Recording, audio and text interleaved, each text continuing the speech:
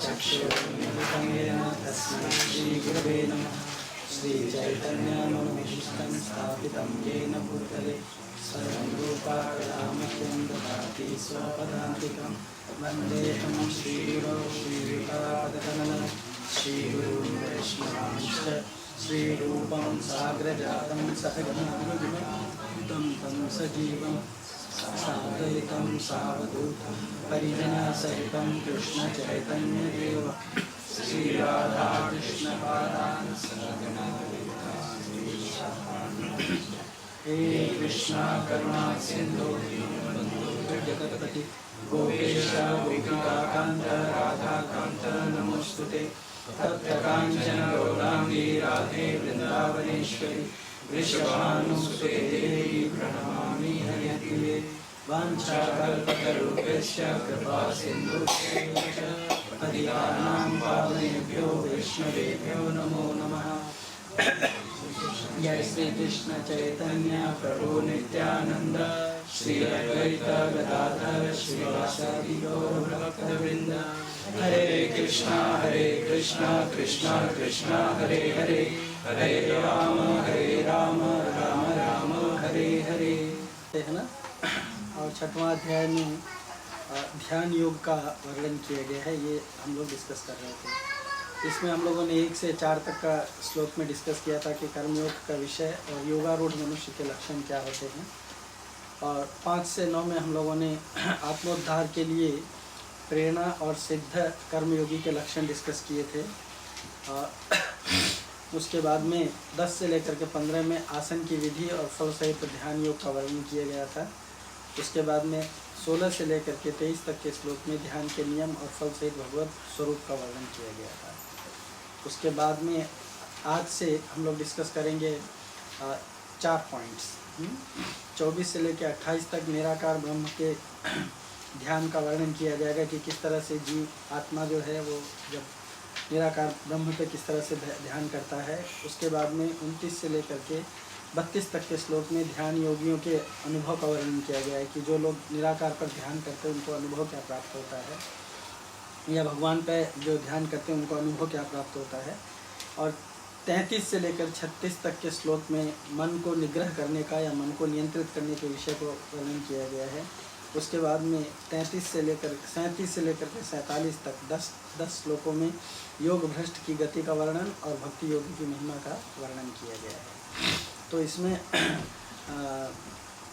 आज हम लोग 20वें श्लोक से फिर से वापस से शुरू करेंगे।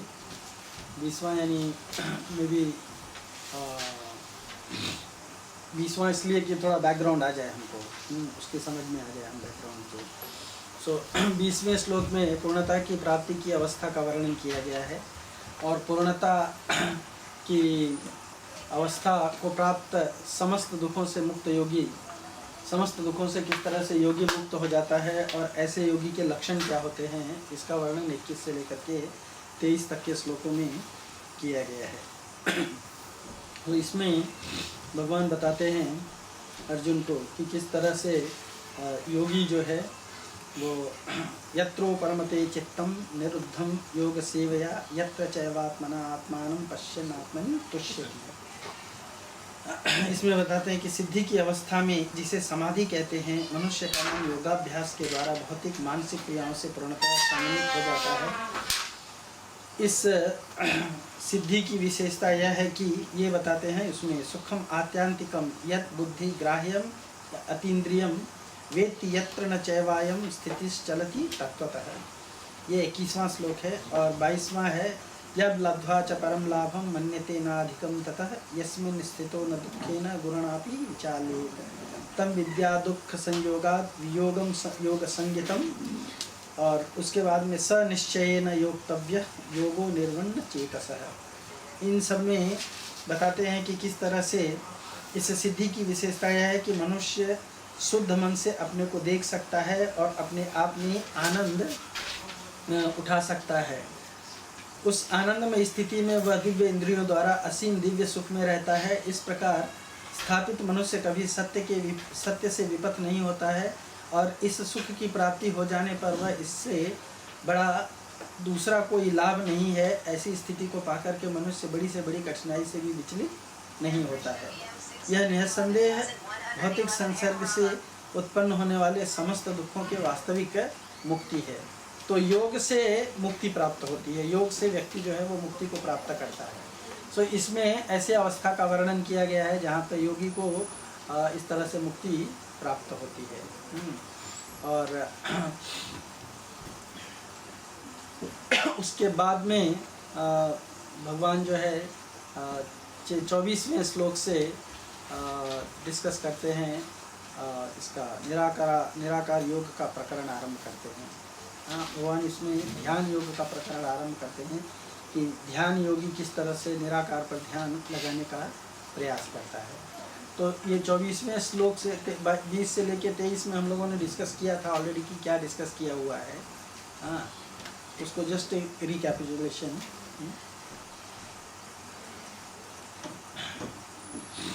20वें में बताया है कि जिस अवस्था में पूर्णता प्राप्त होती है उस अवस्था का भगवान इसमें वर्णन करते हैं। भगवान कहते हैं कि योग सेवन करने से जिस अवस्था में निरुद्ध चित्त, यानी निरुद्ध चित्त मतलब जो आबद्ध चित्त नहीं है, यानी जो बाधित नहीं है, किसी चीज़ से अफेक्टेड नहीं है, हाँ, उपरमते, वो उपराम हो जाता है, मतलब मुक्त हो जाता है। तथा जिस अवस्था में स्वयं अपने आप से अपने आप को देखता हुआ अपने आप में ही संतुष्ट हो जाता है, जब जीव यत्र चैवात्मना आत्मानं पश्यन् आत्मनि तुष्यति, जब वो अपने आप में ही संतुष्ट हो जाता है तो ऐसी अवस्था जो है वो योग की सिद्धि की अवस्था कहलाती है।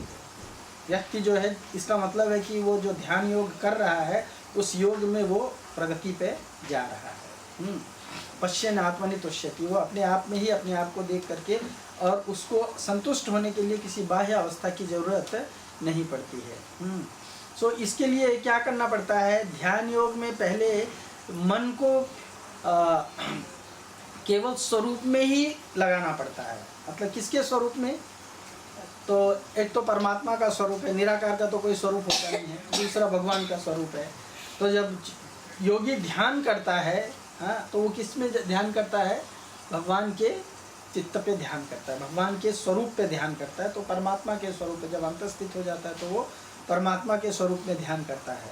इसीलिए यहाँ पे बताया गया है कि जो योगी होता है उसको क्या क्या करना पड़ता है।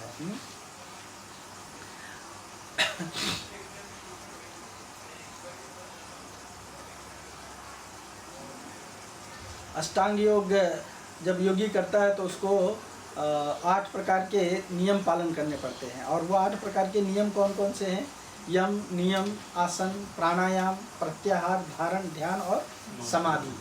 तो इसमें यम किसे कहते हैं, शक्त नियम का अनुपालन करना, मतलब वो अपने लिए कुछ नियम बना लेता है, या जैसा कि भगवद गीता में नियम बताया गया है, उस नियम का वो पूरी तरह से पालन करता है, उसको यम कहते हैं।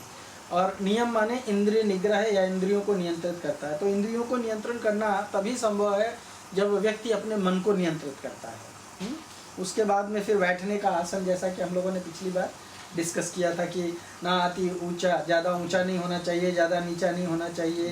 वो उसको फिर मिट्टी से लिप करके उसके ऊपर मृगशाला बिछाया, उसके ऊपर कुशाव्यास आसन डाल करके फिर उसके ऊपर एकाग्र मन होकर के और एक सीध में मन, गर्दन और पीठ, ये तीनों एक लाइन, सिर, गर्दन और पीठ जो है वो तीनों एक लाइन में स्ट्रेट करके योगी बैठ जाता है, उसको आसन कहते हैं। यानी बैठने के विभिन्न तौर तरीके का आचरण में लाता है। उसके बाद में प्राणायाम यानी सांसों पे नियंत्रण करता है। सांसों पे नियंत्रण करने का तात्पर्य क्या है कि वो अपने जो अंदर, उसके शरीर के अंदर जो 5 प्रकार की वायु चलती है, उस वायु को पूरी तरह से क्या करता है, अपने नियंत्रण में कर लेता है। और जब इस तरह से नियंत्रण में कर लेता है तब इंद्रियों के क्रियाकलाप उसको बंद हो जाते हैं। यानी इंद्रियां फिर उसको डिमांड नहीं करती हैं, इंद्रियां फिर उसको किसी भी तरह से परेशान नहीं करती हैं। उसको कहते हैं प्रत्याहार।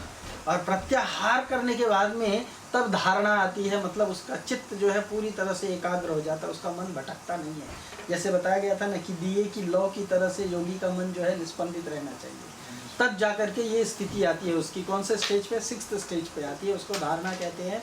और उसके बाद में फिर मन को भगवान के इसमें भगवान का जो स्वरूप है, हाँ, भगवान के स्वरूप पर केंद्रित करता है। तो भगवान का अंतर्निहित स्वरूप जो है उसको परमात्मा स्वरूप कहते हैं। तो फिर वो भगवान के अंतर्निहित परमात्मा स्वरूप के ऊपर जब मन को ध्यान लगाता है और जब उसका पूरी तरह से मन ध्यान में स्थित हो जाता है तब उसको समाधि कहते हैं। हाँ, तब उसको किसी भी प्रकार से विचलित नहीं होता है। जैसे हिरण्यकश्यप था, उसके शरीर को पूरा चींटियों ने खा डाला, हड्डियों को तक चाट डाला, फिर भी उसको कोई फर्क नहीं पड़ा। उसी तरह से वाल्मीकि राक्षस, क्या बोलते हैं, वाल्मीकि ऋषि, हाँ, वाल्मीकि ऋषि भी जब रत्नाकर डाकू थे, पर जब ध्यान करने के लिए बैठे भगवान में, तो उनके शरीर में उनका नाम वाल्मीकि क्यों पड़ा? क्योंकि चींटियों को विल्मीक कहा जाता है, दीमक होते हैं ना, उनको विल्मीक कहा जाता है। तो उसके पूरे शरीर को वो चींटियों ने चाट डाला था और उस पर एंट हिल बना दिया था उसके शरीर पे, तब भी उसको कुछ इफेक्ट नहीं हुआ। पर हम अगर ऐसे बैठे हैं और एक मच्छर आके काटता है तो हाँ, तो वो स्टेज से परे हो जाते, तब उसको कहते हैं समाधि। तो जब जीव समाधि की अवस्था में पहुंच जाता है तब भगवद गीता में इसका अष्टांग योग का वर्णन किया गया है 6वें अध्याय में, कि पूर्ण ब्रह्मचर्य का जीवन जीना चाहिए, नियंत्रित आहार, युक्त आहार विहार से युक्त स्वप्नावबोधस्य, उसके बाद में पवित्र स्थान में जाकर के ध्यान लगाना, जमीन पर कुसा बिछा करके मृगशाला से ढकना इत्यादि, ये सारे चीज़ें बताई गई हैं। तब जाकर के योगी जो है वो फिर भगवान को प्राप्त करने के लिए पूर्ण रूप से समाधि में लगता है। उसको बोलते हैं आत्मनि तुष्यति, अपने आप में ही उसको पूरी तरह से संतुष्टि मिलती है।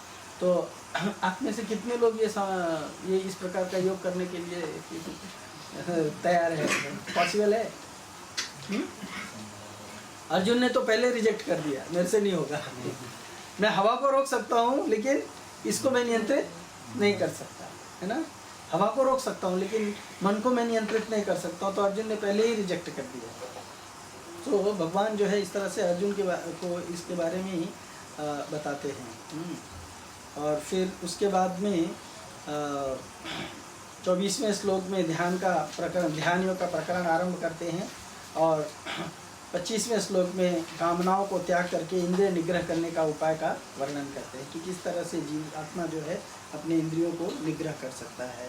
संकल्प प्रभवान कामास त्यक्त्वा सर्व नशेतः मनसेन्द्रियाग्रामं विनम्य समन्ततः। इसमें भगवान कहते हैं कि मनुष्य को चाहिए कि संकल्प तथा श्रद्धा के साथ योगाभ्यास में लगे। यानी योगाभ्यास करने के लिए भी क्या चाहिए? आजकल का योगाभ्यास नहीं जो एक्सरसाइज करते हैं, हाँ, ये इसका योगाभ्यास है, लगे और पथ से विचलित न हो। उसे चाहिए कि मनोधर्म से उत्पन्न समस्त इच्छाओं को निरपवाद त्याग दे। मतलब उसको किसी भी प्रकार का मन में जो भी इच्छाएं आती हैं उसको पूरी तरह से मन की इच्छाओं को त्याग दे और इस प्रकार मन के द्वारा सभी ओर से इंद्रियों को बस में कर सके। कलयुग में ये संभव है? बहुत मुश्किल है, बहुत मुश्किल है। सिंपल ही नहीं, बहुत बहुत कठिन है। समझ में आया ना? ये बहुत कठिन है। फिर भगवान इसके बाद कहते हैं सनय सनय रूपम अद्बुद्धया धृति गृहीतया आत्मसंस्थम मना कृत्वा न क्वचित अपि चिंतयेत। धीरे धीरे क्रमशः पूर्ण विश्वास पूर्वक बुद्धि के द्वारा समाधि में स्थित होना चाहिए। वो जो मैंने 8 प्रोसेस बताया ना, यम नियम ध्यान धारण इत्यादि, वो प्रोसेस है। उसके द्वारा एक एक स्टेप पे वो मन को नियंत्रित करना चाहता है। यानी जो ये एक्सरसाइज वगैरह करते हैं यम नियम, उसका मीनिंग क्या है? वो फर्स्ट स्टेप है मन को निग्रह करने का। मन जब नियंत्रण में होगा तब जाकर के इंद्रियां नियंत्रण में होंगी। तो भगवान यहाँ भी बता रहे हैं कि विश्वास पूर्वक बुद्धि के द्वारा समाधि में स्थित होना चाहिए और इस प्रकार मन को आत्मा में ही स्थित करना चाहिए तथा अन्य कुछ भी नहीं सोचना चाहिए। मन से दूसरा कुछ भी और सोचना नहीं चाहिए। उसके बाद में भगवान कहते हैं कि ऐसा करने से क्या होगा? संभावना है कि मन जो है इधर उधर भटकेगा। ऐसा करने से संभावना है कि मन इधर उधर भटकेगा। तो भगवान कहते हैं कि मन की निर्विकल्प स्थिति को प्राप्त करने के लिए अभ्यास करना चाहिए। क्या करना चाहिए? निर्विकल्प मतलब मन जो है वो कहीं भी डगमगाए नहीं, पूरी तरह से स्थिर रहे। ऐसे निर्विकल्प स्थिति को प्राप्त करने के लिए एक दिन का मैटर नहीं है कि मन अपने आप उस तरह से हो जाएगा। उसके लिए क्या करना पड़ेगा? अभ्यास करना पड़ेगा। तो अभ्यास क्या करना पड़ेगा? भगवान कहते हैं यतो यतो निश्चलति मनश्चंचलम अस्थिरम ततो ततस नियम्य तादात्म्य एव वशम नयेत। मन अपनी चंचलता और अस्थिरता के कारण कहीं भी विचरण करता हो तो मनुष्य को चाहिए कि वो उसे वहां से खींचे और अपने बस में करके ले। तरीका है, लेकिन एक दिन में ऐसा होना संभव है नहीं है। पर भगवान क्या कह रहे हैं, बाहर बाहर करो उसको। तो ये कैसे पॉसिबल है कि मन को नियंत्रित कर ले? जब ये प्रवचन करते हैं तो एक उदाहरण देते हैं, मन जो है चंचल है। अर्जुन भी कहता है ना, मन चंचल ही मन कृष्ण। मन चंचल है, किसकी तरह से चंचल है? एक बालक की तरह से चंचल है। जो चंचल बालक होता है उसको एक जगह बोलो बैठ जाए तो बैठेगा, हाँ?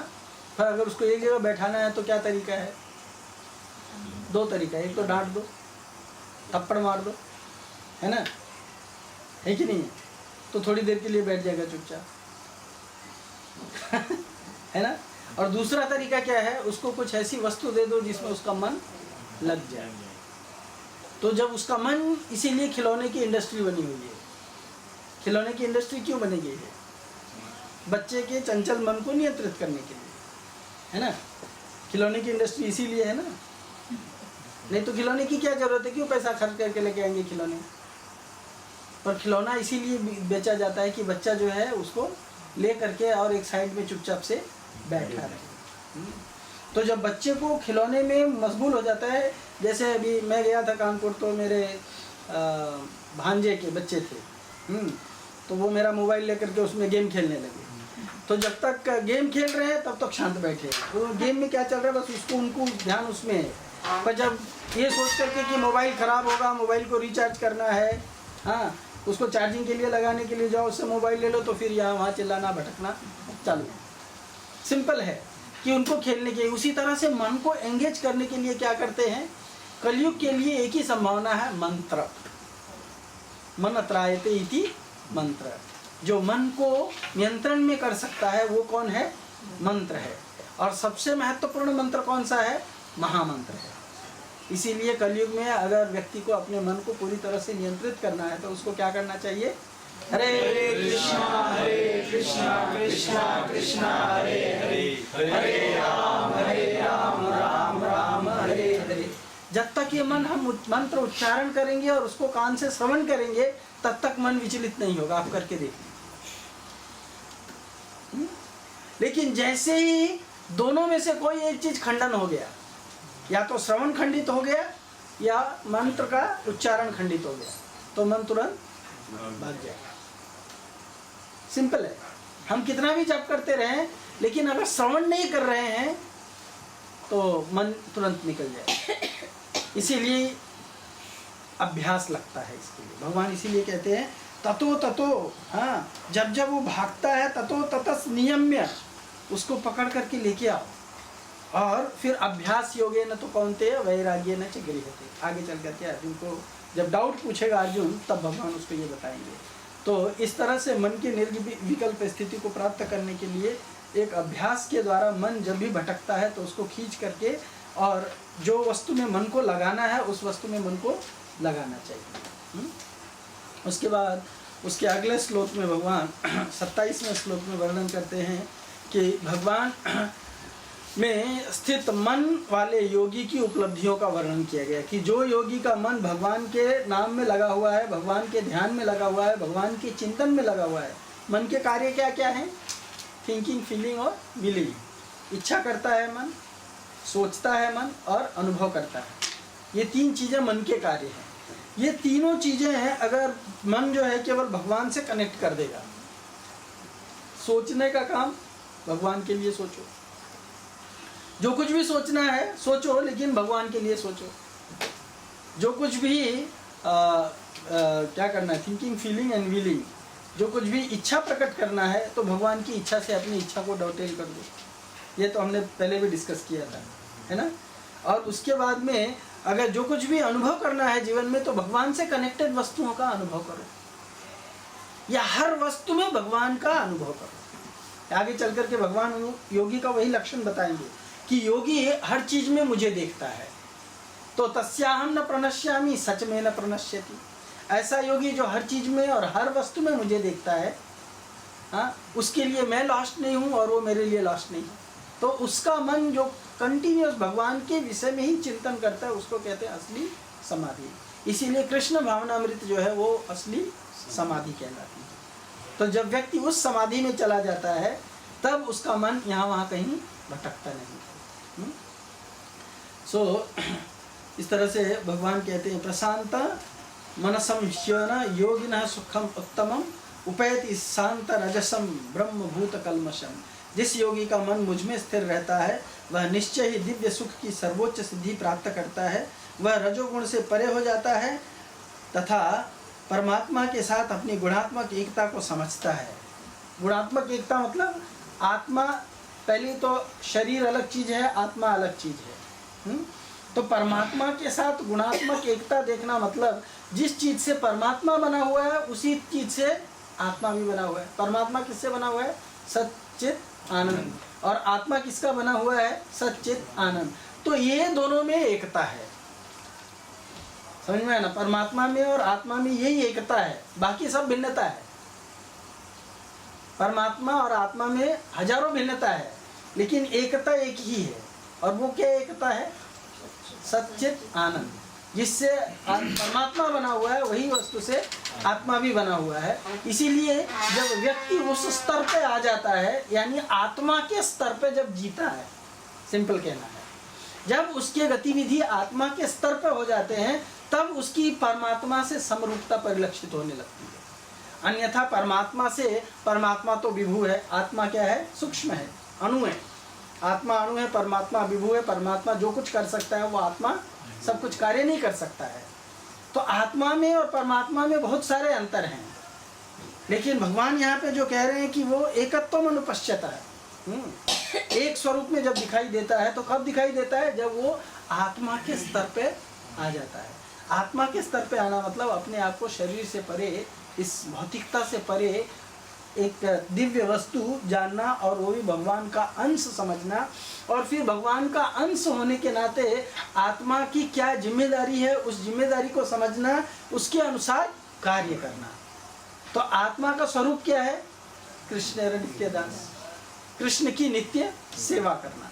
तो इसीलिए जब आत्मा नित्य कृष्ण की सेवा में लग जाता है 24 घंटे, तब उसका थिंकिंग, फीलिंग, विलिंग सब कुछ किसके बारे में हो जाता है? कृष्णमय हो जाता है, भगवान में हो जाता है। उसको कहते हैं कृष्णमय होना। और वो व्यक्ति जो है तब ये समाधि के स्टेज को प्राप्त कर लेता है। उसके अगले श्लोक में भगवान बताते हैं, प्रभुपाद जी यहाँ तात्पर्य में कोट करते हैं कि जब व्यक्ति इस स्टेज पे आ जाता है तो मद भक्ति लभते पराम, उस व्यक्ति को मेरी परम भक्ति प्राप्त हो जाती है। यहाँ पे किसमें 28वें श्लोक में बता रहा था ना,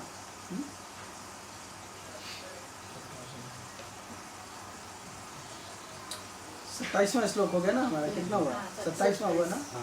हाँ, तो 28वें श्लोक में निरंतर योगाभ्यास से आत्म संयमी योगी समस्त भौतिक कल्मश से किस तरह से मुक्त हो जाता है उसका वर्णन किया गया है। इसमें बताया गया है उञ्जयने सदात्मानं योगी विगत कल्मश सुखेन ब्रह्म संस्पर्शम अत्यंतम सुखम अश्नुते। इस प्रकार योगाभ्यास में निरंतर लगा रहकर आत्मसंयमी योगी समस्त भौतिक कल्मश से मुक्त हो जाता है। तो योगाभ्यास मतलब क्या है? अब यहाँ पे योग का अर्थ समझना बहुत जरूरी है। योग शब्द कहाँ से प्रकट हुआ है? उसका रूट वर्ड क्या है? हाँ, जोड़ना। हाँ, युज्य। युज्य माने जोड़ना। तो जोड़ने की जब बात आती है तो दो वस्तु होती है, एक वस्तु को कैसे जोड़ेंगे, है ना? जोड़ा मतलब टू, है कि नहीं है?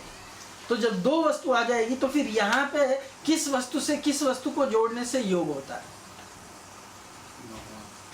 वैयक्तिक चेतना को परात्पर चेतना से जोड़ने से क्या होता है? चेतना की बात कर रहा हूँ, समझ में आया ना? चेतना माने कॉन्शियस। आत्मा कॉन्शियस है, ये शरीर कॉन्शियस नहीं है। मैटर हमेशा हर परिस्थिति में क्या है?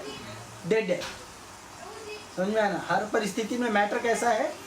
डेड है, मृत है, उसमें जीव नहीं होता है, उसमें कोई हरकत नहीं होती है। जब उसके अंदर आत्मा रहती है तभी उसके अंदर हरकत होती है।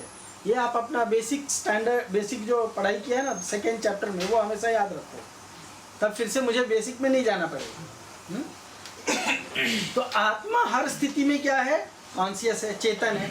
और जीव ये शरीर हर स्थिति में क्या है, अनकॉन्शियस है, हाँ, निर्जीव है। तो जब हम चेतन अवस्था को यानी आत्मा की अवस्था को, वो इंडिविजुअल चेतना है, वैयक्तिक चेतना कहलाते हैं। जब हम उसको परात्पर चेतना यानी भगवान से जब उसको कनेक्ट कर देते हैं, उसको योग कहा जाता है। योग का मतलब एक्सरसाइज नहीं होता है, समझ में आया ना।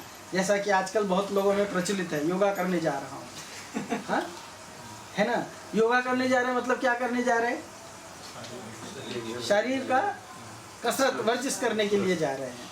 वो वास्तव में योगा नहीं है। योगा मतलब इंडिविजुअल कॉन्शियसनेस को परात्पर कॉन्शियसनेस से और सुप्रीम कॉन्शियसनेस से कनेक्ट करना, ये योग कहलाता है, हाँ। तो जब व्यक्ति आत्मसंयमी व्यक्ति योगी बन जाता है, तो भौतिकता से जो भी उत्पन्न होने वाले कष्ट हैं, उन कष्टों से वो परे हो जाता है। समझ में आया ना, उन कष्टों से क्या हो जाता है, वो परे हो जाता है। इसीलिए कहा उंजन एवं, युंजन माने योगाभ्यास में प्रवृत्त होकर के, एवं इस प्रकार सदैव सदा आत्मानम, स्व आत्मा को योगी जो परमात्मा के संपर्क में रहता है, विगत कल्मषः, हर प्रकार के कष्टों से, पाप से मुक्त हो जाता है। सुखेन ब्रह्म स्पर्शेन, तब उसको क्या प्राप्त होता है, उसको सुखेन मतलब दिव्य सुख से, ब्रह्म स्पर्शेन, ब्रह्म के सानिध्य में रह करके, ब्रह्म से यानी परात्पर चेतना से कनेक्ट होकर के क्या होता है, अत्यंतम सर्वोच्च सुखम अश्नुते प्राप्त करता है, सबसे श्रेष्ठ सुख को प्राप्त करता है। जब तक जीवात्मा भगवान से संबंध नहीं जोड़ पाता है, तब तक उसको इस जगत में सुख की प्राप्ति नहीं हो सकती। ये क्या कहलाते हैं, इसको पत्थर पे लकीर की तरह से मानना चाहिए, वो कभी भी मिटने वाली नहीं है। तो ये स्टैंडर्ड को समझना चाहिए। भगवान यहाँ अर्जुन को वही बता रहे हैं कि इस प्रकार योगाभ्यास में निरंतर लगा रह करके आत्मसंयमी योगी समस्त भौतिक कल्मश से मुक्त हो जाता है और भगवान की दिव्य प्रेमा भक्ति में प्रेम परम सुख प्राप्त करता है। उसके बाद भगवान कहते हैं 29 में कि वास्तविक योगी सर्वत्र भगवान को कैसे देखता है, इसका वर्णन किया गया है कि जो योगी हमेशा भगवान से कनेक्टेड रहता है, वो हर परिस्थिति में कहाँ कैसे भगवान को देखता है, उसके बारे में कहा गया है। तो क्या कहते हैं, सर्वभूतस्थात्मानं सर्वभूतानि चात्मनि इच्छते योग युक्तात्मा सर्वत्र समदर्शन। हाँ, सर्वत्र समदर्शन, सर्वत्र वो एक ही चीज देखता है। और वो क्या चीज देखता है, देखता है सब तरफ। इस जगत में बहुत सारा वेरिगेटेडनेस है, लेकिन इतना वेरिगेटेड, इतनी विविधता होने पर भी एक ही वस्तु सब जगह है, और वो क्या है, हाँ, भगवान और भगवान की शक्ति, वही चीज सब जगह है। तो वास्तविक योगी समस्त जीवों में मुझको तथा मुझ में समस्त जीवों को देखता है। निसंदेह स्वरूप सिद्ध व्यक्ति मुझे परमेश्वर को सर्वत्र देखता है। मतलब जीवात्मा जो इस तरह से भगवान से परम योगी बन चुका है, कनेक्ट हो चुका है, उसको सर्वत्र कृष्ण के दर्शन होते हैं। और भगवान कहते हैं यो माम सर्वत्र पश्यति, यो माम पश्यति सर्वत्रम सर्वं च मे पश्यति तस्याहं न प्रणश्यामि सच में न प्रणश्यति। ऐसा योगी भगवान कहते हैं सर्वत्र और सब में भगवान का दर्शन करने वाले योगी का अनुभव का वर्णन इसमें किया गया है कि जो सर्वत्र हर चीज में भगवान को देखता है, हर वस्तु में भगवान को देखता है, हर तरफ भगवान को देखता है, वो व्यक्ति कभी भी भगवान से लॉस्ट नहीं है। वो असली रूप में भगवान से कनेक्टेड है और वो वास्तव में योगी है। तो जितने भी ये अष्टांग योग इत्यादि का भी तात्पर्य है, उसका मीनिंग क्या है, किसी भी रूप से भगवान से कनेक्ट हो, सिंपल है।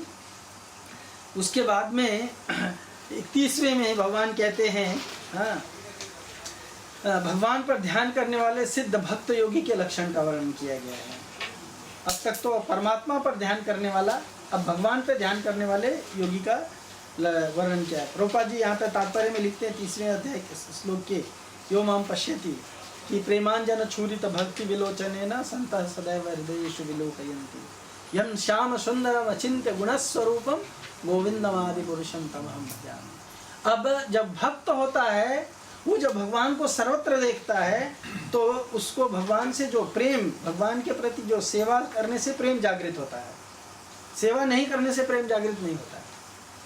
ये सिंपल है, समझ में आया? तो जब जीवात्मा भगवान की सेवा करता है तब जाकर के उसको भगवान से प्रेम भगवान की ही बात कर लो, क्यों किसी से भी जब तक हम सेवा नहीं करेंगे उसकी तब तक उससे प्रेम नहीं जागृत होगा। भरत महाराज ने एक हिरण के बच्चे का सेवा किया, हाँ है कि नहीं है? लोग कुत्ते के बच्चे का सेवा करते, कुत्ते का सेवा करते, उससे प्रेम जागृत हो जाता है। जिसकी सेवा करो उससे प्रेम जागृत होगा, ये लॉ है, समझ में आया ना? तो भगवान की सेवा करने से भगवान का भी प्रति प्रेम जागृत हो जाता है, और जब भगवान के प्रति प्रेम जागृत हो जाता है तो सर्वत्र जीवात्मा भगवान को देखता रहता है। हृदयेषु विलोकयन्ति, हाँ हृदय के अंदर देखता रहता है। और वही भगवान जो है उसको किसके रूप में दिखाई देते हैं? परमात्मा के रूप में दिखाई देते हैं। पर वो वास्तव में कौन है? वो भगवान का स्वरूप है परमात्मा, पर ओरिजिनल भगवान कौन है? गोविंदमादि पुरुषम, गोविंद भगवान। सो इसके लिए रूप गोस्वामी जी लिखते हैं कि स्मेरा भंगी त्रयी, हाँ वो श्लोका में भागवत के, कि यमुना के तट पर मत जाओ, वहाँ अगर जाओगे तो वहाँ पे गोविंद जो है त्रिभंग ललित रूप में खड़े हैं, हाथ में बंसी लेकर के।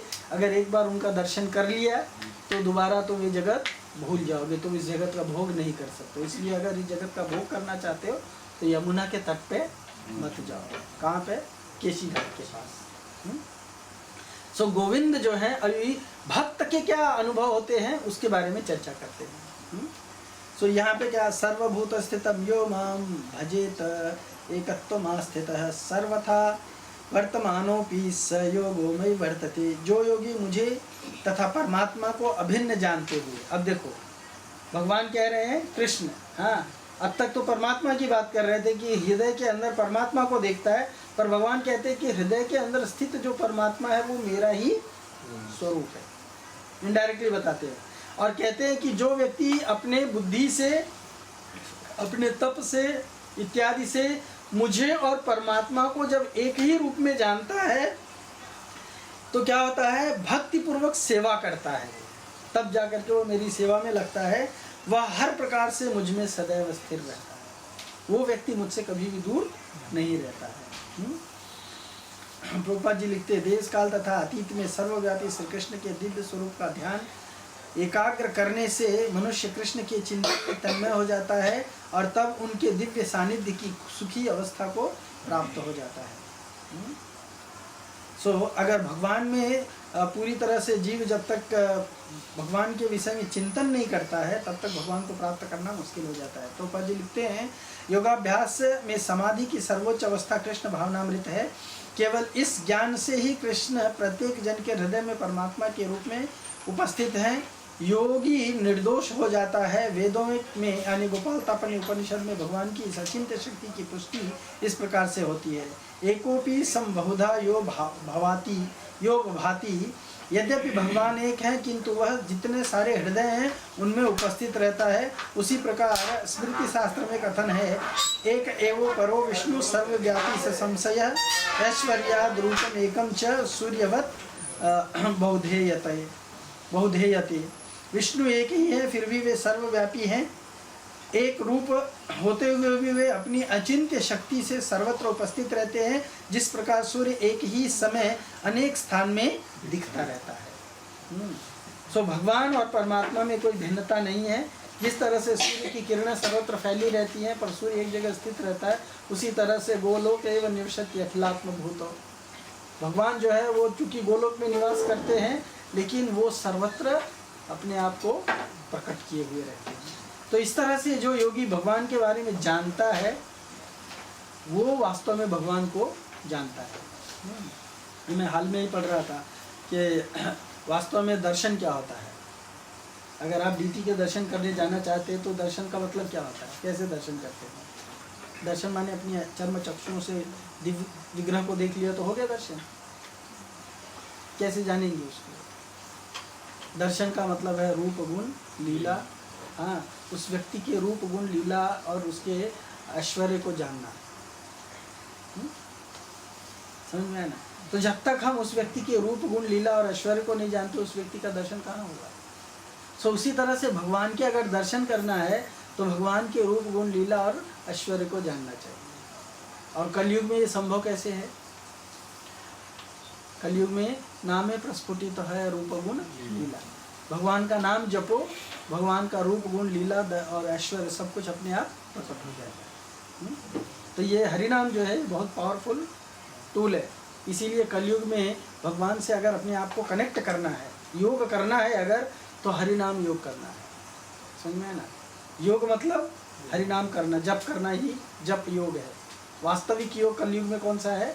जप का है, क्योंकि दूसरे किसी माध्यम से योग करना संभव नहीं है। तो भगवान पर ध्यान करने वाले सिद्ध भक्ति योगी के लक्षण का वर्णन 31 में करने के बाद में 32 में भगवान परम योगी के लक्षण, यानी जो सर्वश्रेष्ठ योगी होता है उसका लक्षण बताते हैं। वो सर्वश्रेष्ठ योगी जो होता है यानी कौन होता है? योगी नाम अपि सर्वेषां मध्यते अंतरात्मना श्रद्धावान भजते यो माम समय युक्त तमो बताया। ये अंतिम में भगवान कंक्लूड करेंगे इसी चैप्टर में। हाँ, पर भगवान क्या कहते हैं कि जो व्यक्ति भक्त योगी होता है, हाँ, वो सर्वश्रेष्ठ योगी होता है। सभी योगियों में हर प्रकार कर्मी होता है, एक कर्मयोग होता है, एक ज्ञान योग होता है, एक ध्यान योग होता है और एक भक्ति योग होता है। तो जो भक्ति योगी होता है भगवान की प्रेम से सेवा करता है, और सेवा सेवन मुखे ही जीवा दो। सेवा आरंभ कहाँ से होती है? जीवा से। जीवा से भगवान का नाम जप करना और जीवा से भगवान का तीर्थ प्रसाद आस्वादन करना, ये दो सेवा पहले आरंभ होती है। उसमें नाम जप की जो सेवा है वो सर्वप्रथम होती है। तो जब व्यक्ति नाम जप करने से भगवान की सेवा करता है तब भगवान से वो कनेक्ट होता है। और जब भगवान से कनेक्ट होता है तो उसको अनुभव कैसा होता है? आत्मोपम्येन सर्वत्र समम पश्यति यो अर्जुन सुखम वा यदि वा दुखम स योगी परमो मतः। सर्वश्रेष्ठ योगी कौन है? भगवान कहते हैं अर्जुन, वह पूर्ण योगी है, वह परम योगी है जो अपनी तुलना में समस्त प्राणियों के उनके सुखों तथा दुखों में वास्तविक समानता का दर्शन करता है।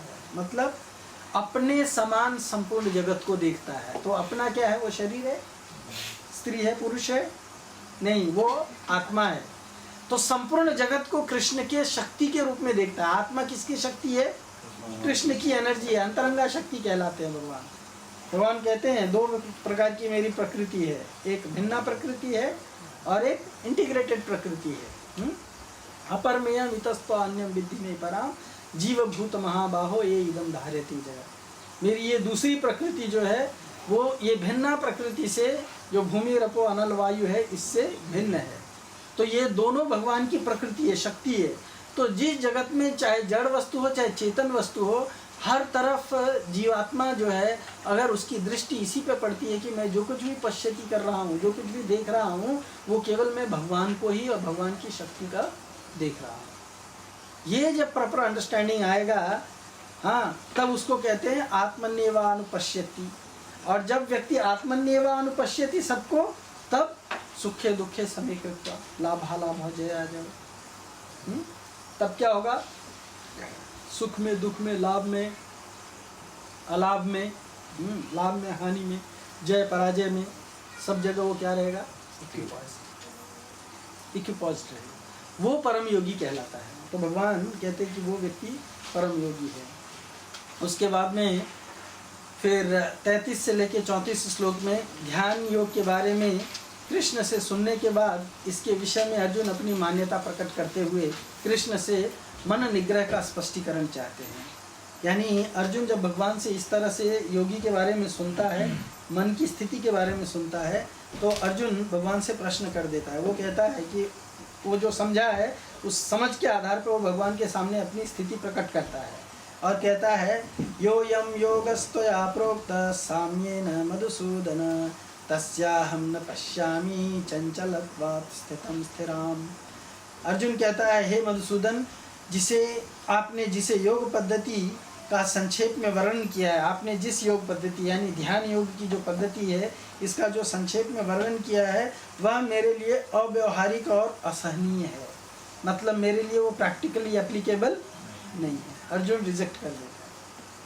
क्या कहता है? मेरे लिए वो प्रैक्टिकली एप्लीकेबल नहीं है और असहनीय है, मतलब मैं इसको कर भी नहीं पाऊंगा, क्योंकि मन चंचल तथा अस्थिर है। फिर कहता है चंचल ही मन कृष्ण प्रमाथि बलवद दृढ़ तस्याहम निग्रहम मन्ये वायोरपि सुदुष्करम। कहता है कि चूंकि कृष्ण मन इतना चंचल है, इसमें मन के बहुत सारे एट्रीब्यूट्स बताता है। पहला मन क्या है? चंचल है। हाँ, फिर प्रमाथी है। प्रमाथी मतलब हाँ ऑब्स्टिनेट बोलते हैं ना अंग्रेजी में। ऑब्स्टिनेट का क्या मतलब है? यस, ऑब्स्टिनेट मतलब जिद्दी, जो कहो मत कर वही करेगा। हाँ है ना, मन का एक स्वरूप है, एक स्वभाव है, उसको ये कहो कि ये मत करो तो वही करेगा। सिंपल है। हाँ, और बलवत है, बड़ा शक्तिशाली है। अगर मन किसी के ऊपर पिल पड़ा तो उसको मार भी डालता है ना। बार बार मन बोलेगा नहीं फांसी लगा ले, फांसी लगा ले, फांसी लगा ले। आदमी हार करके फांसी लगा लेता है, जहर खा ले, जहर खा लेता है, उसको मालूम है जहर खाऊंगा मर जाऊंगा, फिर भी मन कहता है नहीं जहर खा ले, खा डालता है, फांसी लगा ले। मन बार बार कहता है इसलिए फांसी लगा लेता है। एक बार मेरे को हमारा एक डिवोटी आया था और वो आके बोला आजकल मेरा मन बहुत घबराता है, तो बहुत बेचैनी होती है। मैं बोला क्या हो गया? बोलता है मैं जब मैं अकेला रहता हूँ घर में तो मन मेरे को बार बार बोलता है फांसी लगा ले।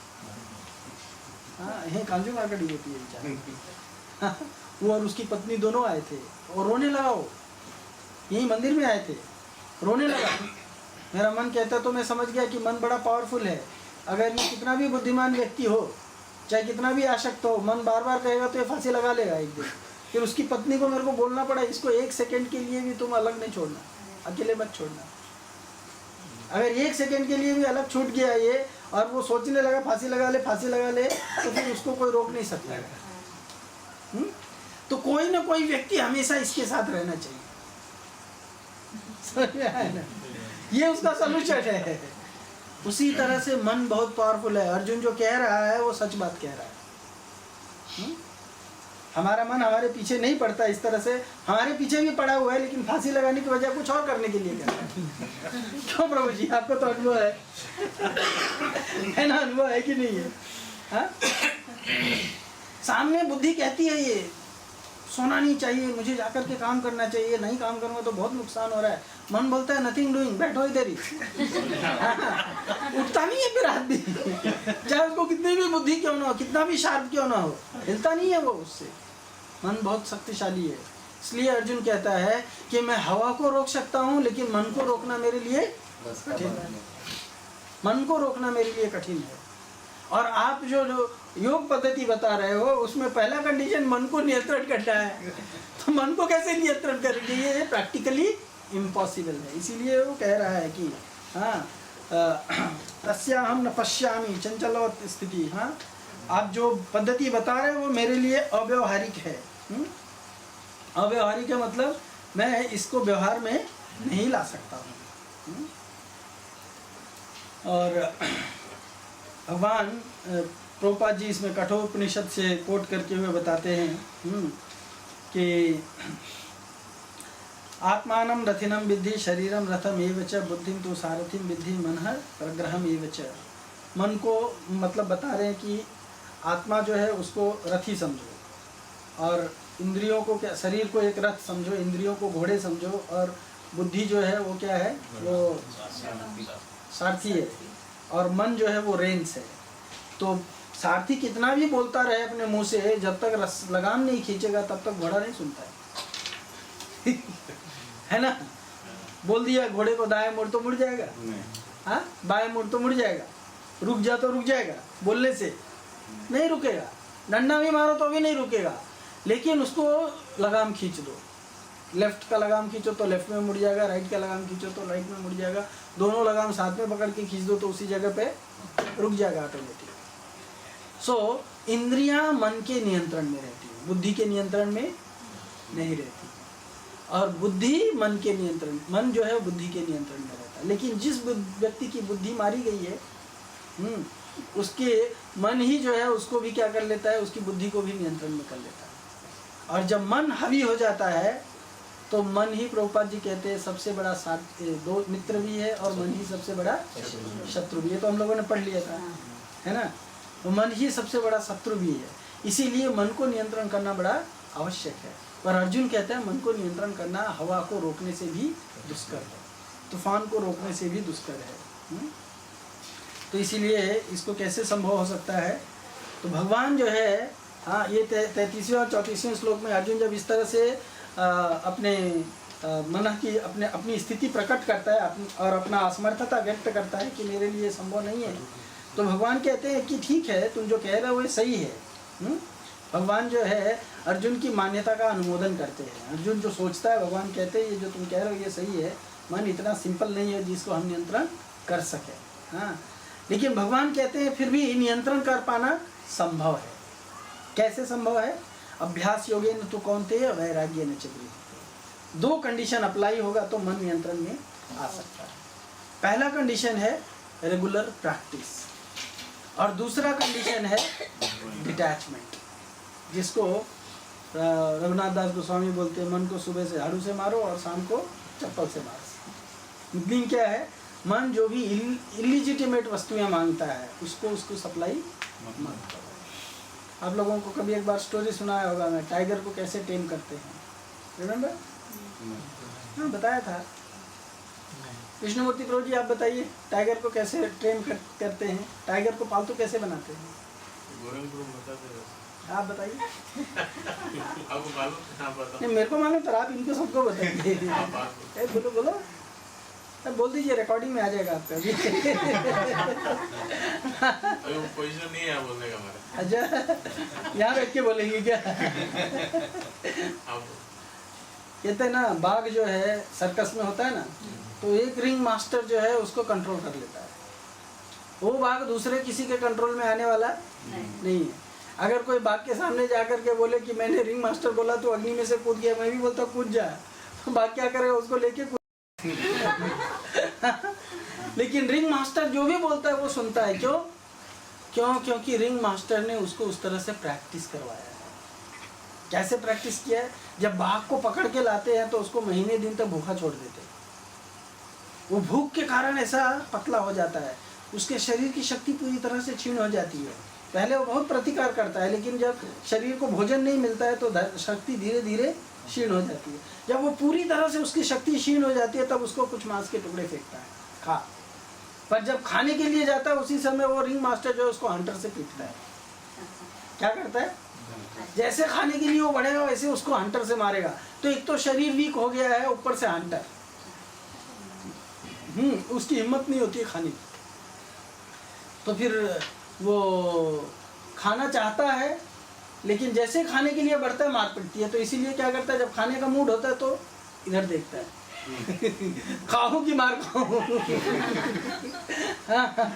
जब वो रिंग मास्टर की ओर देखता है तो रिंग मास्टर जब उसको बोलता है अच्छा ठीक है खा ले, तब वो जब खाता है तब मारता नहीं है उसको। उसके बोलने से जब खाता है तब नहीं मारता है, पर उसके बिना पूछे अगर खाता है तो तुरंत मार पड़ती है। ये ट्रेनिंग का स्टार्ट है। क्या करता है? क्या करता है उसको?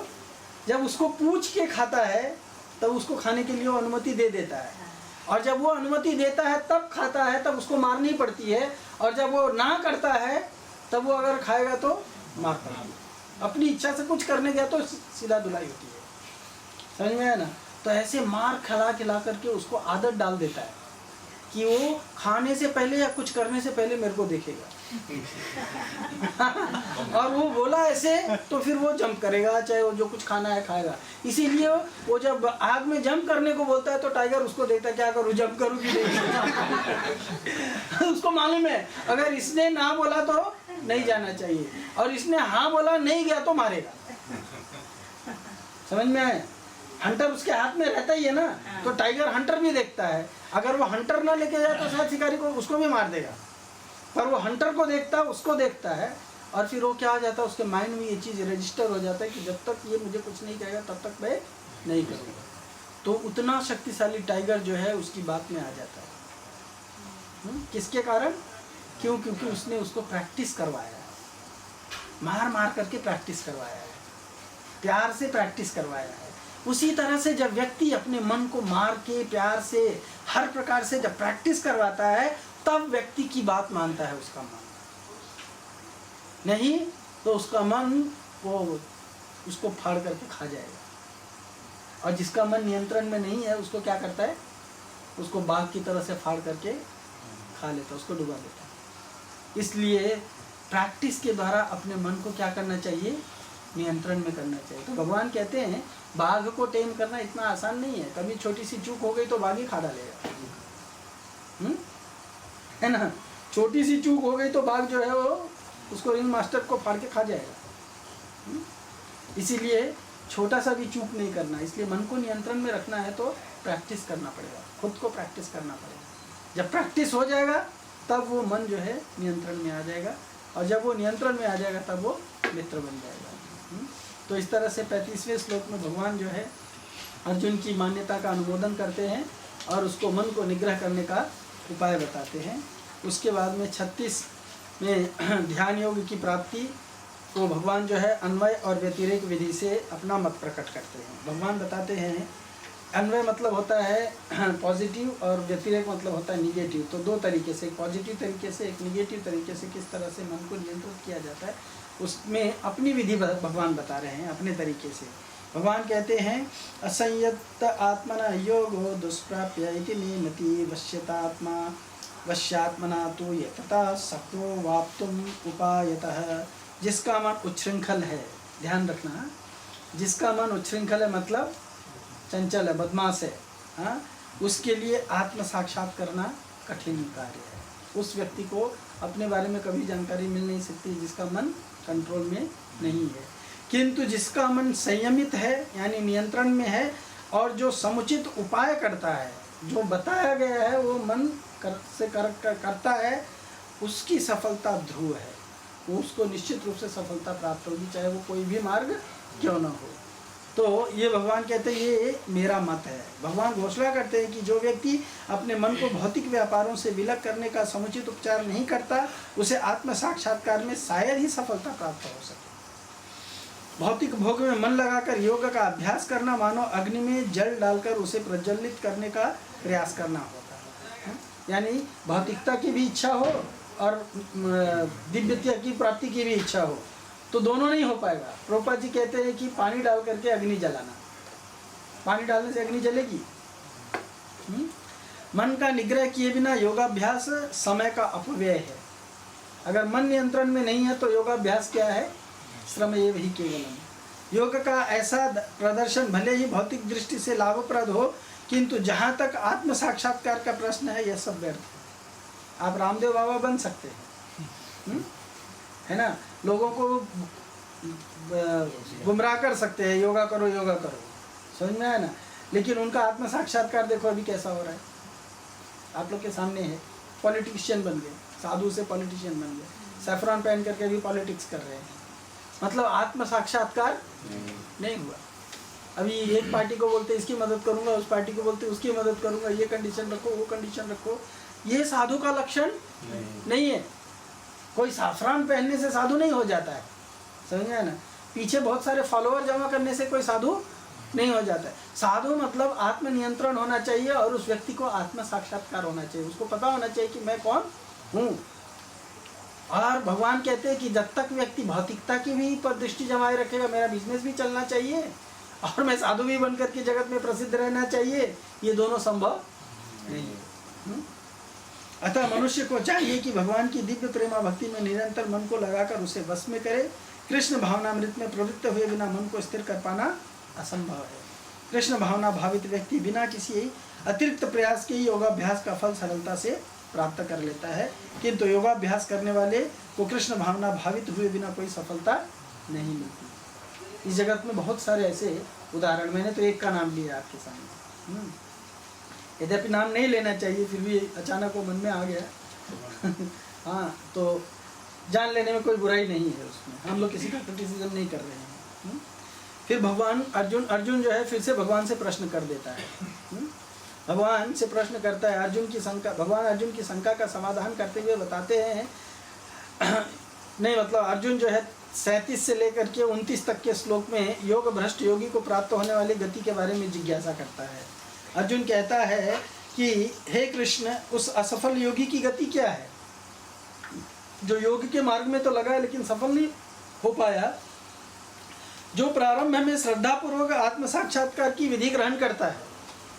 अगर प्रोजेक्टर होता तो मैं आपको दिखाता था।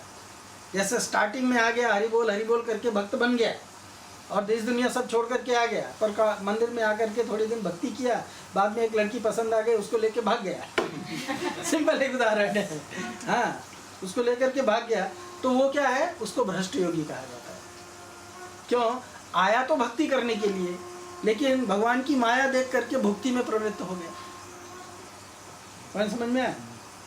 सब देश दुनिया छोड़ करके, नौकरी धंधा सब छोड़ करके आया ब्रह्मचारी बनने के लिए, और यहाँ पे आकर के टेम्पल प्रेसिडेंट बन गया, तो फिर अभी कार घुमा रहा है, ये कर रहा है, वो कर रहा है, ऐसे सारी चीज़ों में लग गया।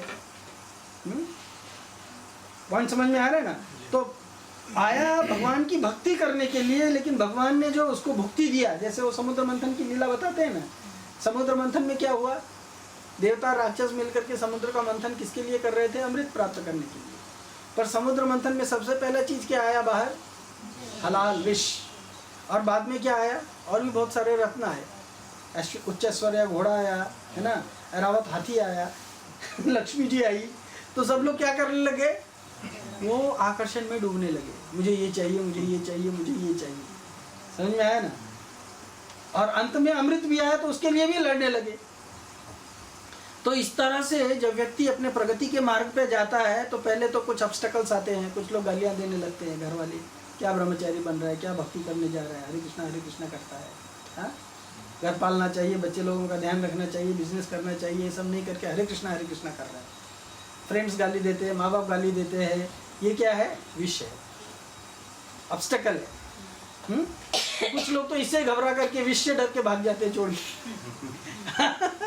और कुछ लोग होते हैं चलो विष पान कर लिया, उसके बाद जब विष पान कर लिया तो फिर फैसिलिटीज आने लगते हैं, प्रचारक बन गया, गले में गार्लैंड आने लग गया, हाँ, कार आने लगी लेके जाने के लिए, लोग जो है सम्मान करने लगे, कुछ लोग गिफ्ट ला करके देने लगे, लैपटॉप कंप्यूटर। हाँ, उससे क्या हो जाता है? उसकी लालच बढ़ जाता है, इसने दिया, इसने नहीं दिया। हाँ, यहाँ मेरे को गार्लैंड दिया, यहाँ मेरे को गार्लैंड नहीं दिया, यहाँ मेरे को कार से रिसीव करता है, यहाँ मेरे को कार नहीं लेके आया रिसीव करने के लिए। तो उसमें क्या करता है? वो फंस जाता है, तो भक्ति के मार्ग से भटक जाता है। ये सब कुछ क्या है? ऑब्स्टेकल्स है, ये दोनों प्रकार का ऑब्स्टेकल है। इसीलिए अर्जुन कहता है कि कोई लोग भक्ति के मार्ग में आया, आधा किया और आधे में भटक गया तो क्या होगा? उसको लक्ष्य तो मिला नहीं। तो भगवान क्या कहते हैं उसका उत्तर देते हैं यहाँ पे। हाँ, तो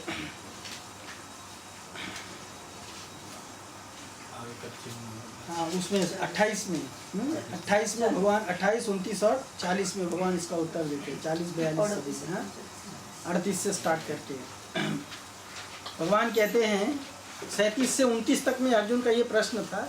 40 में भगवान अर्जुन की शंका का समाधान करते हुए बताते हैं कि कल्याण के मार्ग पर प्रस्थित व्यक्ति का कभी भी विनाश नहीं होता है, देर भले हो जाए। हाँ, भगवान कहते हैं पार्थ नैवेह नामुत्र विनाशम तस्य विद्यते नहीं कल्याण कश्चित दुर्गतिम तात गच्छति। भगवान ने कहा, हे प्रथापुत्र, कल्याण कार्यों में निरत योगी का न तो इस लोक में और न ही तो परलोक में विनाश होता है। हे मित्र, भलाई करने वाला कभी बुराई से पराजित नहीं होता है। तो भलाई क्या करने वाला है? भगवान क्या कहते हैं यहाँ पे? प्रभुपाद जी कोट करते हैं श्रीमद् भागवतम से, 1 कैंटो 5th चैप्टर 17 श्लोक। त्यक्त्वा स्वधर्मं चरणाम्बुजं हरेर् भजन् अपस्फोट पतेत्ततेदि यत्र क्वा अभद्रम अमुष्य किं को वार्थ आत्तो भजतां स्वधर्मतः। यदि कोई समस्त भौतिक आशाओं को त्याग कर भगवान की शरण में जाता है तो इसमें न तो कोई क्षति होती है और न ही तो पतन होता है। दूसरी ओर अभक्त जन अपने अपने व्यवसाय में लगे रह सकते हैं, फिर भी वे कुछ भी प्राप्त नहीं कर पाते। और भगवद गीता में भगवान स्वयं कहते हैं, ना यह विक्रम नाशो अस्ति प्रत्यवायो न विद्यते स्वल्पमप्ययस्य धर्मस्य त्रायतो महतो भया। तो भगवान कहते हैं कि जो कल्याण के मार्ग में, कल्याण का एकमात्र मार्ग क्या है? भगवान का मार्ग। भगवान का मार्ग छोड़ करके दूसरा कोई भी कल्याण का मार्ग नहीं है। तो भगवान कहते हैं कि जो भगवत मार्ग पे लगा रहता है, यह अभिक्रम, इस अभिक्रम में यानी कृष्ण भावनामृत में किसी भी प्रकार का कोई नुकसान नहीं है। नाशो अस्ति, नाश नहीं होता है। हाँ, प्रत्यवायो न विद्यते, उल्टा इफेक्ट भी नहीं आता है। प्रत्यवाय मतलब उल्टा इफेक्ट है। और स्वल्पम अपि अस्य धर्मस्य, थोड़ा भी किया तो वो उसको त्रायते महतो भयात, उसका वो प्रिजर्व रहेगा, उसका नुकसान नहीं होगा। इसका कृष्ण भावनामृत का ये सबसे बड़ा लाभ है। इसके बेसिस पे भगवान अर्जुन से कहते हैं कि अर्जुन, जो कल्याण के मार्ग पर स्थित है उसका कभी भी विनाश नहीं होता है। फिर भगवान बताते हैं 40 और 42 में कि योग भ्रष्ट योगी की गति क्या होती है। योग भ्रष्ट योगी या तो वैष्णव परिवार में जन्म लेता है और फिर से जहाँ पे अपनी भक्ति को छोड़ करके वो देह त्याग किया था वहीं से अपनी भक्ति पुनः आरंभ करता है, या तो फिर वो किसी धनी व्यक्ति के घर में जन्म लेता है, श्रीमंत के घर में जन्म लेता है, जहाँ उसको रोटी कपड़े मकान के लिए लड़ाई करने की आवश्यकता नहीं होती है। अन्यथा जीव जो है जन्म लेने के बाद में अगर वो गरीब घर में पैदा हुआ है तो उसको अपना ये शरीर बनाए रखने के लिए कितनी मशक्कत करनी पड़ती है, कितने पापड़ बेलने पड़ते सिर्फ रोटी कपड़ा मकान मिलाने के लिए, है ना। 2 समय का भोजन मिलने के लिए, रहने के लिए एक स्थान मिलने के लिए। कुछ लोग कर्ज ले करके और 25 साल 30 साल तक के लिए बधुआ मजदूर बन जाते हैं।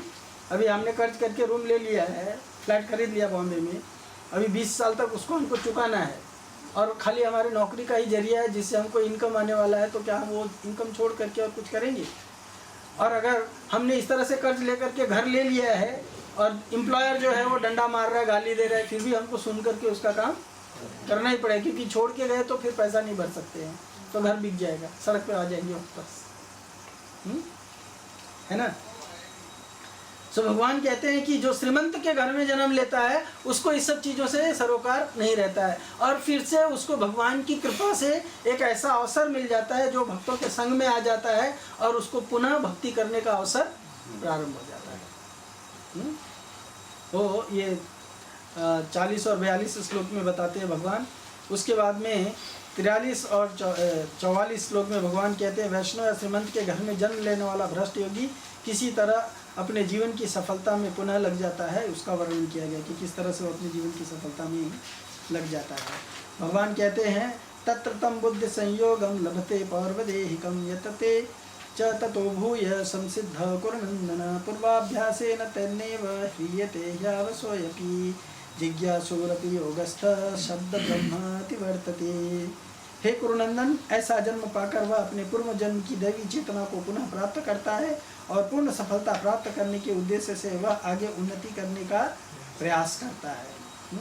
प्रभुपाद जी राजा भरत का उदाहरण देते हैं। भरत महाराज पिछले जन्म में एक छोटा सा आसक्ति के कारण वो फिर से हिरण बन गए, लेकिन हिरण के जन्म में भी उनको क्या स्मरण रहा, और उसके बाद में फिर हिरण के जन्म में भी उन्होंने केवल सूखे तृण खा करके साधुओं की संगति में जीवन बिता करके हिरण के शरीर को त्यागा। और उसके बाद तीसरा जन्म मिला जड़ भरत का। जड़ भरत के जीवन में भी वो काफ़ी बुद्धिमान थे, लेकिन फिर भी उन्होंने अपने आप को जानबूझ करके आसक्ति में नहीं फंसाया। इस जगत के लिए वो क्या बने रहे, मूर्खी बने रहे, लेकिन उनके बुद्धिमत्ता को उजागर किसने किया, राजा रघुगण ने किया। तो इस तरह से भगवान कहते हैं कि जब भक्त जो है श्रीमंत के घर में या तो फिर इसे वैष्णव के घर में पैदा होकर के वो अपने पूर्व में छोड़े हुए मार्ग को फिर से अवलंबन करके और अपने इसमें लग जाता है, कार्य में लग जाता है। अपने पूर्व जन्म की दैवी चेतना से वह न चाहते हुए भी स्वतः योग के नियमों की ओर आकर्षित होता है। ऐसा जिज्ञासु योगी शास्त्रों के अनुष्ठानों से परे स्थित होता है।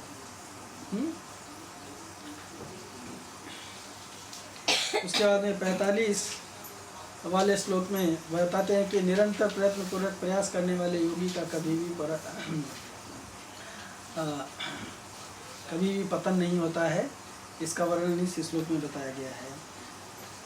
और जब योगी समस्त कलमश से शुद्ध होकर सच्ची निष्ठा से आगे प्रगति करने का प्रयास करता है तो अंततोगत्वा अनेक जन्मों के अभ्यास के पश्चात सिद्धि लाभ करके वह परम गंतव्य को प्राप्त करता है, यानी भगवान को प्राप्त कर लेता है।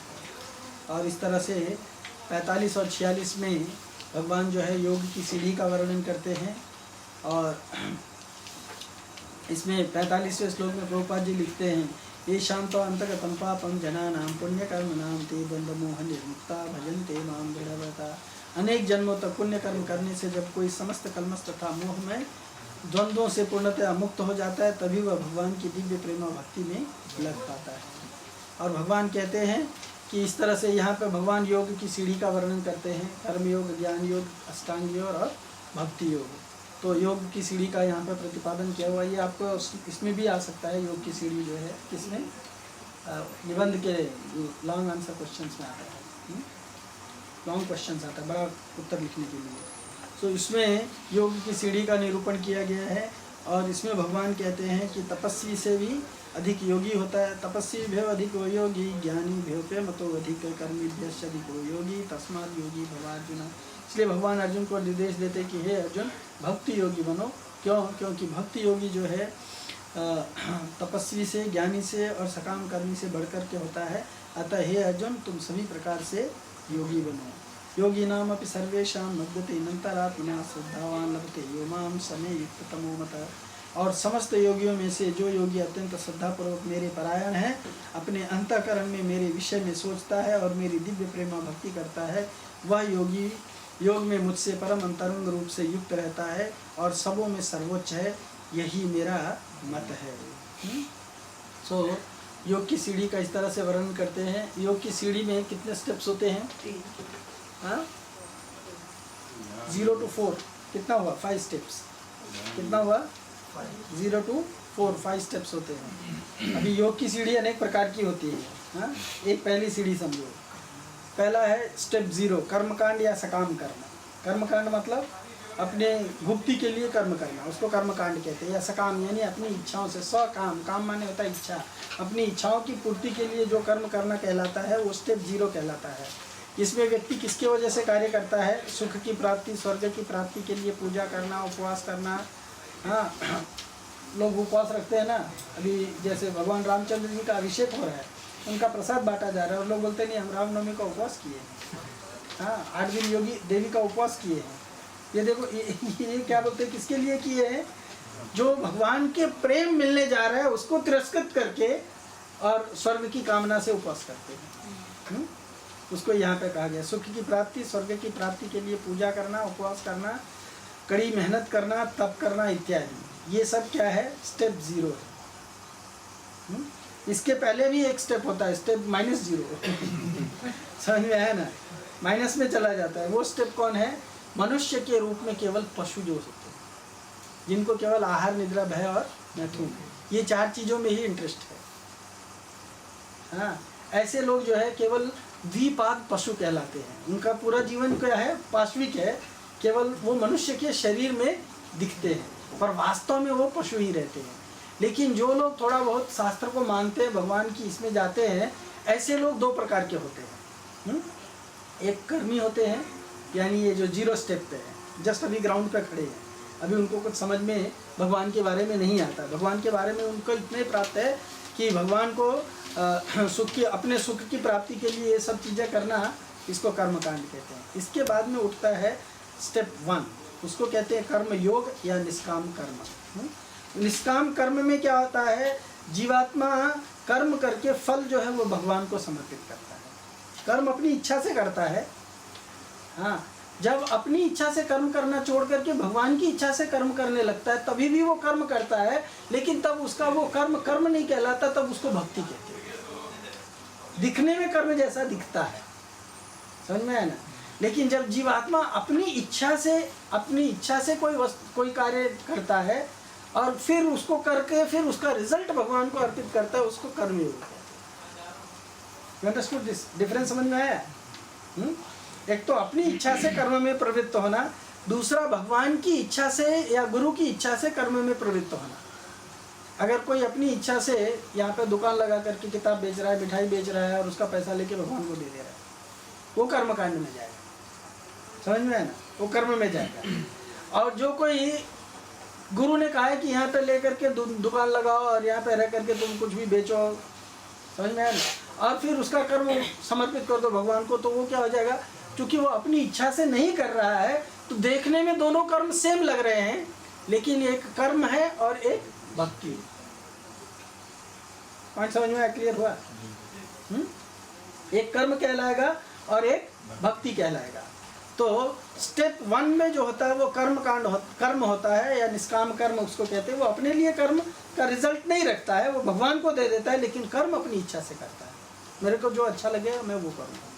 स्टेप 2 होता है ज्ञान योग। यहाँ पे फल का त्याग तो इन्वॉल्व रहता ही है, ज्ञान और तप भी रहता है, हाँ, और कर्म का भी समावेश रहता है। इसमें वो कर्म भी करता है, फल का त्याग भी करता है, और फल का त्याग करने के साथ साथ उसको भगवान के बारे में ज्ञानार्जन भी करता रहता है। ज्ञान अर्जन करने के लिए जो तपस्या इत्यादि करनी पड़ती है उसको भी करता रहता है। इसके लिए उसको स्टेप 2 में गया है। स्टेप 3 यानी देखो, जब हम पहले स्टेप से दूसरे स्टेप पे जाते हैं तो पहले स्टेप का जितना भी कुछ कैरेक्टर है वो दूसरे स्टेप पे आ जाता है, प्लस उसका एक एडिशनल स्टेप आ जाता है। समझ में ना, उसका एक एडिशनल कैरेक्टर भी उसमें आ जाता है। तो स्टेप 3 पे होता है ध्यान योग या अष्टांग योग, जिसमें इंद्रिय निग्रह, मन निग्रह, कर्म, ज्ञान का भी समावेश रहता है। और चौथा स्टेप है भक्ति योग, जो भगवान की प्रेममयी सेवा है। इसमें ध्यान, ज्ञान और कर्म सभी का समावेश रहता है। लेकिन इसमें व्यक्ति ये सब ध्यान, ज्ञान इत्यादि जो है वो किसके लिए करता है? भगवान के संतुष्टि के लिए सब कुछ करता है, भगवान की इच्छा के अनुसार करता है, भगवान जैसा चाहते हैं वैसा करता है। इसीलिए उसको योग की सीढ़ी कहते हैं। इसमें देखो, ये योग की जो सीढ़ी है, इसमें कर्म योग में क्या होता है? कर्म के माध्यम से अपनी इंद्रियों को, इंद्रियों के द्वारा कर्म करते हैं, तो कर्म के माध्यम से जीवात्मा अपनी इंद्रियों को भगवान से कनेक्ट करता है। शारीरिक जो इंद्रियां हैं, कर्म योग में आत्मा नहीं जुड़ती है भगवान से। किस चीज़ का योग होता है भगवान से?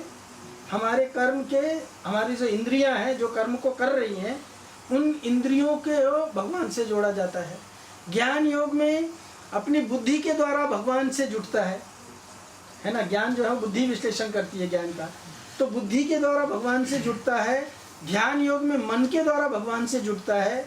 ये सभी भी अभी शारीरिक स्तर पर है, समझ में है ना। बुद्धि, मन और इंद्रिया ये सब क्या है? शारीरिक स्तर पे है। तो शारीरिक स्तर पे वो भगवान से जुटा हुआ है, आत्मा के स्तर पे नहीं गया है। लेकिन भक्ति योग में प्रेममयी सेवा के द्वारा कर्म, ज्ञान, ध्यान इत्यादि और अपनी आत्मा को भी वो भगवान से जोड़ देता है।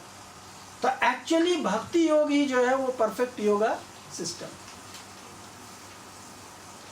पॉइंट समझ में? इसीलिए वो टॉप रैंक है, टॉप रैंक बोलते हैं, सबसे उच्चतम सीढ़ी है भक्ति योग। तो इस तरह से आपको इसके बारे में भी पूछा जाएगा, योगा लैडर के बारे में, और भी बहुत सारे टॉपिक्स आएंगे। वो टॉपिक्स आपको दे दिया जाएगा, उसके ऊपर आपको प्रिपेयर करना होगा। Hare Krishna, thank you so much.